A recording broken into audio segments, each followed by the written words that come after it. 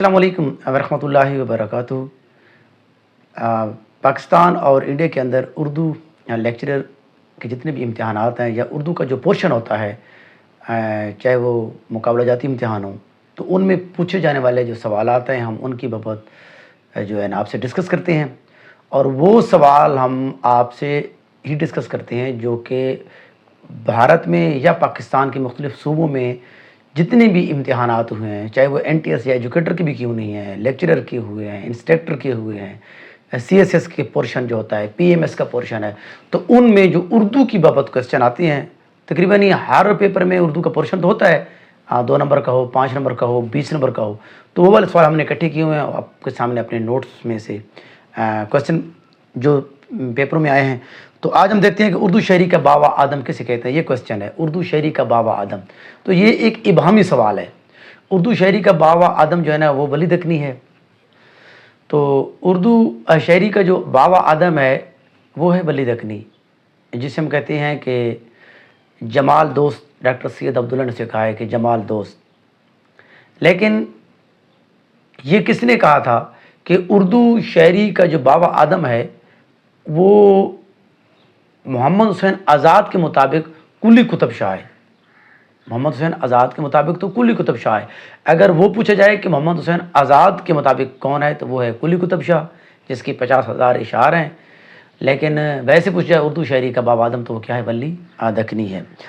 مرزا نوشہ کس کا لقب ہے؟ لقب اور خطاب میں آپ کو ڈفرینس ہونا چاہیے۔ لقب ہوتا ہے جو کہ خوبی پائی جاتی ہے، خطاب جو ہوتا ہے کہ حکومت وقت دیتی ہے۔ تو یہ لقب ہے، یعنی یہ خوبی تھی، یہ ہے مرزا اسد اللہ خان غالب کا۔ فورٹ ولیم کالج کی سب سے مشہور کتاب، فورٹ ولیم کالج جو کہ 1800 میں بنا تھا، اس کی ڈاکٹر گلکرسٹ جو تھے وہ اردو کے پروفیسر تھے، اور انہوں نے ایک اردو کا ترجمہ کا ایک ادارہ کھولا تھا، اس کے اندر شعبہ کھولا تھا، جس میں میر بہادر علی حسینی تھا، جس کے اندر میر امن دہلوی تھا، اور جس کے اندر حیدر بخش حیدری تھا، اور کافی سارے مظہر علی ولا تھا۔ تو اب ہم دیکھتے ہیں کہ فورٹ ولیم کالج کی مشہور کتاب تو کیا ہے؟ وہ ہے باغ و بہار۔ باغ و بہار کے بابت ایک اور سوال آتا ہے کہ اس کا نام تھا یہ قصہ چہار درویش، یہ فارسی میں تھا۔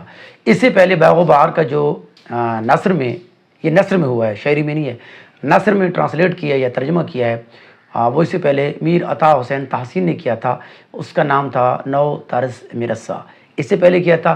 پھر اس سے بہتر سلیس جو ترجمہ کیا تھا وہ کس نے کیا تھا؟ وہ امیر امن دہلوی نے کیا تھا، قصہ چہار درویش، جس کے اندر 4 درویشوں کی کہانیاں ہیں، اور یہ ڈاکٹر گلکرسٹ کی فرمائش پر کیا گیا تھا 1803 میں، اور فورٹ ولیم کالج کے تحت۔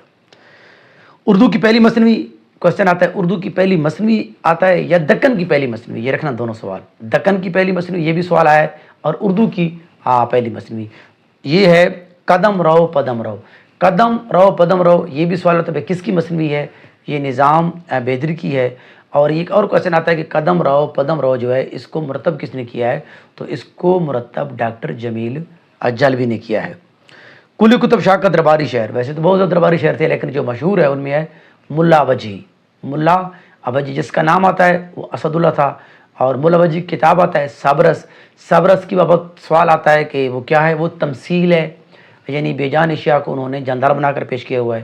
اگلا سوال یہ آتا ہے کہ سبرس کے اندر ملا وجی نے جو اردو کا نام کیا دیا تھا؟ ہندی، یہ بھی کوسچن آتا ہے، ہندی انہوں نے نام دیا تھا، اور یہ دکنی ادب کا سرمایہ ہے، اور اس کے اندر یہ جو ہے 1635 میں لکھی گئی تھی۔ مکار شاعرانہ کس شعر کی کلام خصوصیات ہیں؟ حکیم مومن خان مومن کی یہ خصوصیات ہیں، فراق گور پوری کی بھی ہیں، لیکن سب سے زیادہ حکیم مومن خان مومن کی ہیں۔ اور حکیم مومن خان مومن جو تھے وہ پیشے کے اعتبار سے طبیب تھے۔ حکیم مومن خان مومن جو تھے وہ تاریخ گو بھی تھے، یعنی تاریخ گوئی ہوتا ہے کہ جمل سال سے جو ہے نا عدد نکالا جاتا ہے۔ حافظ ہوشیار پوری بھی تھے، اور اس کے ساتھ مومن خان مومن بھی تھے، جرت بھی تھے، یہ 3 ہیں۔ مومن خان مومن نے اپنے وہ جو ایکسیڈنٹ یا ڈیتھ کا بتایا تھا کہ دست و بازو بشکست، تو وہی ہوا کہ وہ چھت سے گر کر ان کے ہاتھ و بازو ٹوٹ گئے اور وہ